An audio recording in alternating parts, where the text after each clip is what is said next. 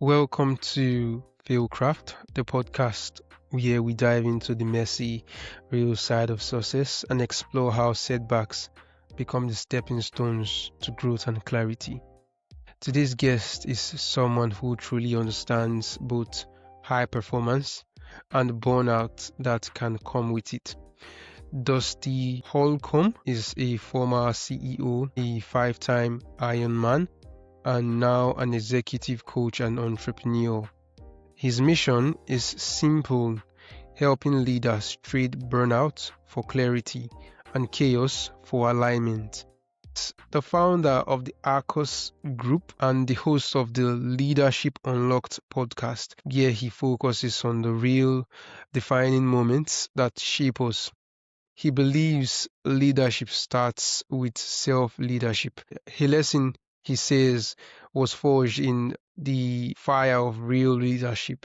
So, Dusty, welcome to the show, sir. It's a real honor to have you on FieldCraft today.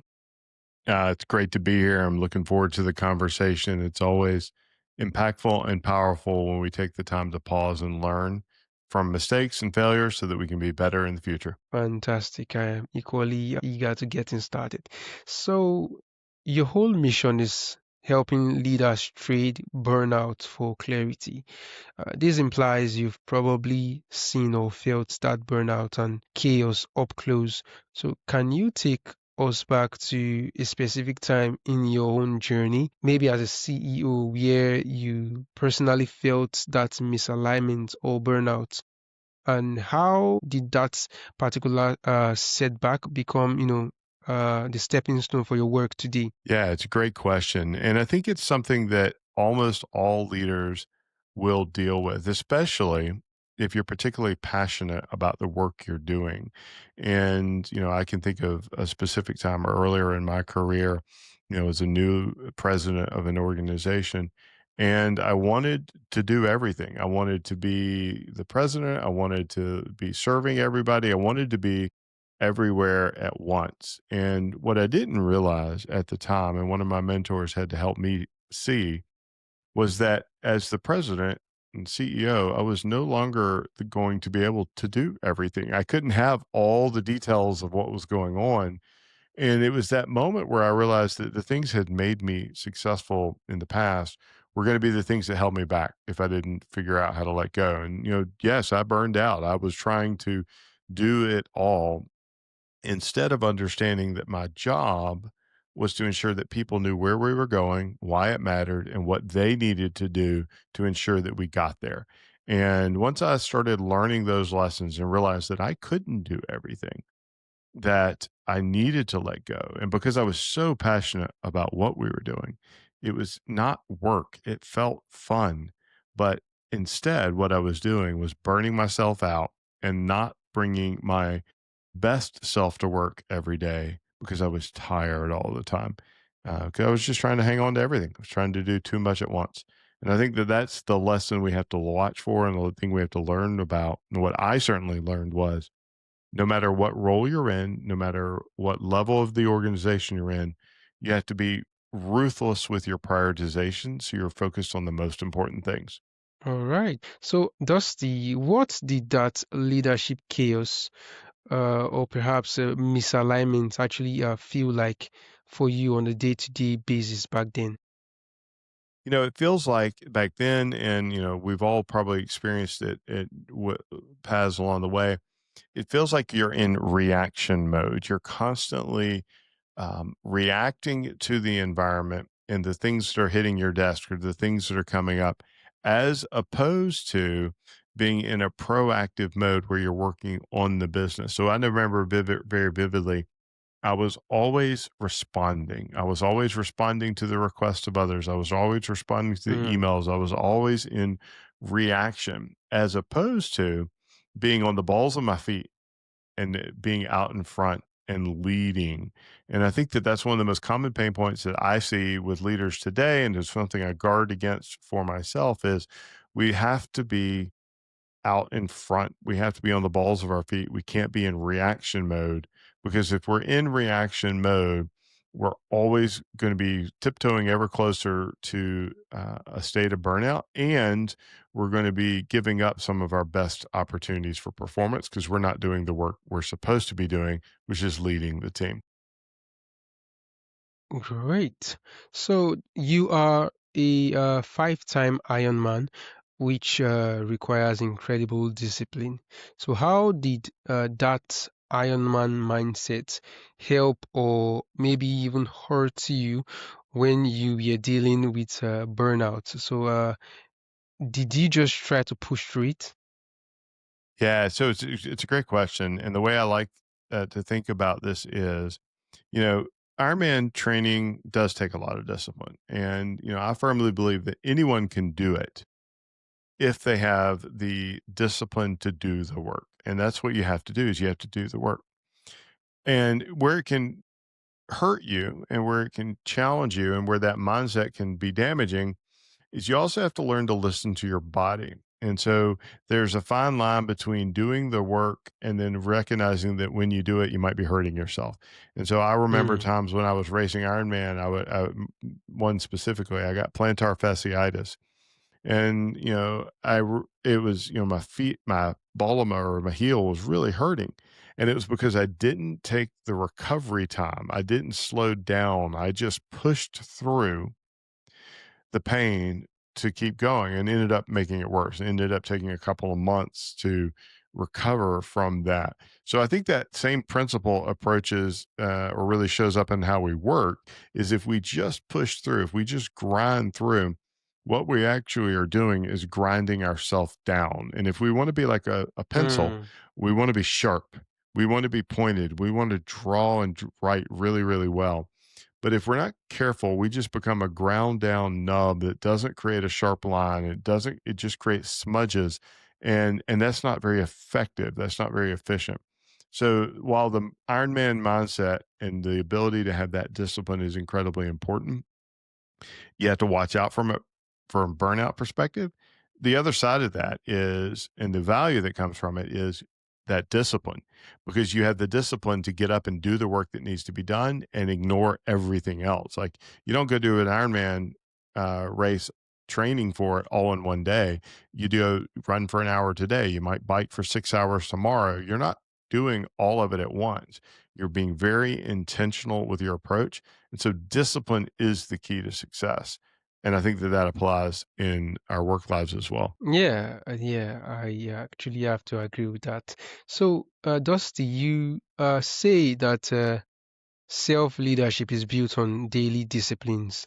So, what was the first new discipline you had to build, not for a race, but for your own mental clarity and alignment? Yeah, it's a great question. And it's an easy one for me. The single best daily discipline that I have ever embraced, and I still do it to this day, is journaling for gratitude every single day. Every day, journaling on what I am grateful for, what has happened for me. And you can always find something. You can always find something, no matter how little it is, no matter how tough the day may have been, you can find something to be grateful for. And so that discipline, that daily habit, started at, I don't know, 15 years ago or so. And it is something I do every single day. And I wouldn't miss it. And it's the moment of time where I pause and I'm thankful for all that has been given to me. Hmm. All right. So, you credit a mentor with teaching you servant leadership. So, how did that concept help you reframe that failure of burnout and find a new purpose? Yeah, when I was very young, I was only 22. Actually, it's probably 21 when I started working for my mentor, Greg. And what Greg taught me was that leadership wasn't about me. Hmm. And when you let go of it being all about you and measuring success based on what it does for you, but instead measure success based on what you do for others, you can take an inflection point jump to the next level, not for yourself, but for others. And so being able to step back and recognize and realize that when we serve, and when we enable others to be successful, that's what creates success for us and the things that matter to us. That's where you can really get past. We have to watch out for burnout all the time, and especially here because you just love serving others. And I think the big watch out here is, and what we have to be very careful with, and I'm careful with myself, and I'm careful with those I coach. Self leadership isn't selfish. And so you can give all of yourself away and burn out doing that. And you have to realize that you need guardrails to protect yourself so that you take care of yourself and so that you can do your best work. So, a good example of that might be, there are times in my life when I've given up, to skip the workout because I needed to go do this thing for this other person. And now it's like, no, I will do the workout, even if it's, 5 in the morning, even if it's 4 in the morning, because that's my gift to myself. That is how I Mm. ensure that I stay ready to serve others. So you just have to be careful and watch out for those opportunities for distraction and opportunities to get burned out. That's really insightful. So, where do you still struggle the most as a leader, and how do you use your own frameworks to manage it? Yeah, most of the frameworks I have been built because I've been through these challenges. One of the things that's easy to do and where I struggle, very candidly, is meeting a good idea. I love good ideas. I love new initiatives, but saying no. And I think that that's where I use my frameworks of planning and the things that I teach others as well to ensure that we are identifying our most important work and we're prioritizing it. And so, really, what we're doing is we're deciding in advance what matters most so that we can say no graciously, effectively, thoughtfully, to protect our most important time. So saying yes is easy, saying no is hard. And so what I watch out for is what I say yes to. And so I try to decide in advance what's most important so I can say yes to only those things. Hmm. All right. So, for the leader listening right now who feels completely misaligned, or perhaps is deep in that burnout spiral and just trading chaos for more chaos. So, what is the first most practical step you recommend they take? Yeah, what I typically recommend and what the most practical thing I would do is sit down and think through what is it that is most important to me. And then how much of my time am I spending on that?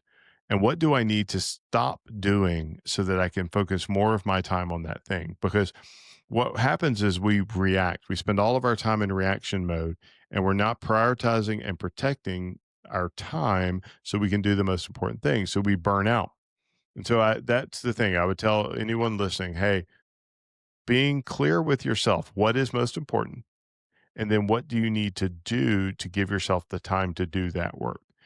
We have a 12-week leadership operating system program that we walk leaders through, and it's our Vision to Victory Leadership Impact Accelerator.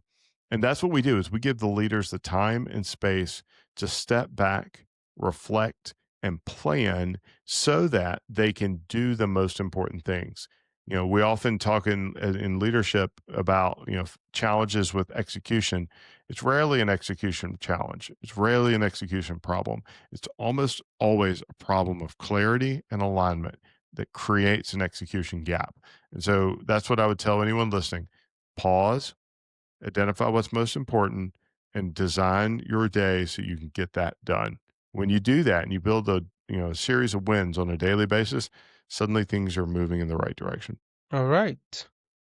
So, Dusty, after this journey from C-suite to coaching and competing in 5 Ironmans. So, what does being successful truly mean to you right now? Yeah, for me, success means at the end of the day, have I made an impact on the life of another leader that they will then go and cascade into someone else? Right? Because leadership is influence, nothing more and nothing less. So if I have had a conversation, if I have had a connection, if I have Mm, had a opportunity to serve where someone is going to behave differently with those they lead, for those they lead, it's been a good. Right. Wow, that was a really interesting one there. So, this has been a really fantastic conversation. So, for our listeners who want to learn more, maybe take that leadership gap assessment or connect with the ARCOS group. So, where is the best place for them to go? Yeah, you mentioned the leadership gap assessment. If leaders are stuck and they're frustrated, they're tired, they don't know where to turn, we created a very simple leadership gap assessment that they can take to help them identify why they are drifting, why they may be frustrated, and what they need to do next. And they can take that by going to leadershipgapassessment.com. Also, if they are interested in the work we're doing and they're interested in getting some great free tools and resources, they can follow us at Arcus, ARCQUS.news, and sign up for our newsletter. We'd be happy to send them some free gifts and guides that they can use to help be more impactful. But Arcus.news is the fastest way to a library of assets and tools that are all free, and they're meant to ensure that leaders can lead more impactfully. Great.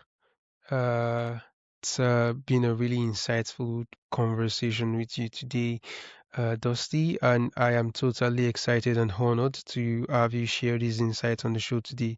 Thank you very much. You're quite welcome. It's been such a pleasure talking to you, Ezekiel. Thank you so much for the opportunity. Great.